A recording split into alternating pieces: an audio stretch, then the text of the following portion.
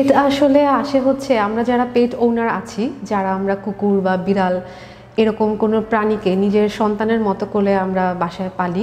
তো দেখা যায় যে আমরা যদি কখনো কোথাও ঘুরতে যেতে চাই, হয়তো কোথাও ট্রাভেলিংয়ে যাচ্ছি, অথবা বাসায় কোনো একটা বড় প্রোগ্রাম আছে, অথবা অফিসের কাজে হয়তো কয়েকদিন একদমই টেক কেয়ার করার সময় পাচ্ছি না, তো তখন আসলে আমাদের এই জিনিসটা দরকার হয় যে রিলায়েবল কারো কাছে আমরা রেখে কয়েকদিনের জন্য নিশ্চিন্তে কোথাও যেতে পারবো।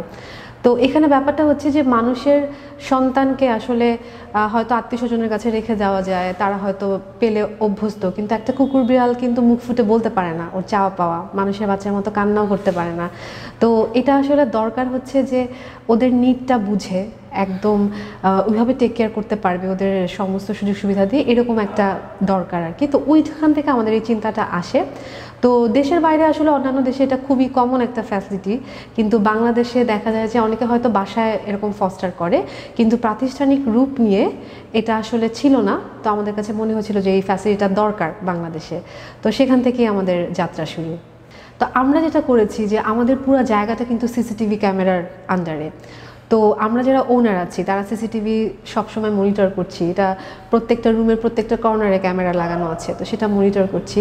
এবং যদি পেট ওনাররা চায় যে আমি আমার বাচ্চাকে যে কোনো সময় দেখতে চাই, সে সাথে সাথে চাইলে ভিডিও কল করে দেখতে পারে। আমাদের এখানে দুজন কেয়ারটেকার সব সময় থাকছে 24 ঘন্টা, মানে ওরা এখানকার রেসিডেন্ট, এখানেই একসাথে থাকছে।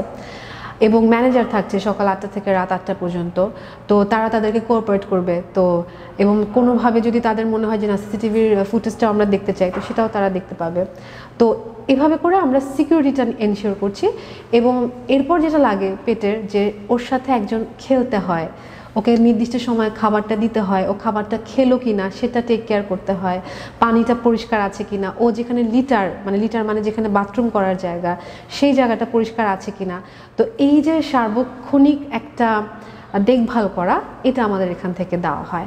আমাদের রেটটা আসলে নির্ধারণ হয়েছে আমাদের যাবতীয় ওভারহেড কস্ট, যে আমাদের কেয়ারটেকার, ম্যানেজার, আমাদের রেন্ট, সব কিছু মিলে, ওদের যে সেফটি, সিকিউরিটি, লিটার, সব কিছু মিলে আমরা একটা কস্ট চিন্তা করে আমাদের বিড়ালের জন্য আমরা নির্ধারণ করেছি 500, এবং কুকুরের জন্য নির্ধারণ করেছি আমরা 1500 টাকা। যদি কেউ 5 দিন রাখতে চায় বা কেউ 10 দিন রাখতে চায়, সেটার জন্য আলাদা আলাদা রেট আছে। যত দিন বেশি রাখা হবে তত রেটটা হচ্ছে কমবে। আবার কেউ যদি একই ফ্যামিলি থেকে 2জন বিড়াল আসে একসাথে, তো সেক্ষেত্রে ওখানে ডিসকাউন্ট থাকবে।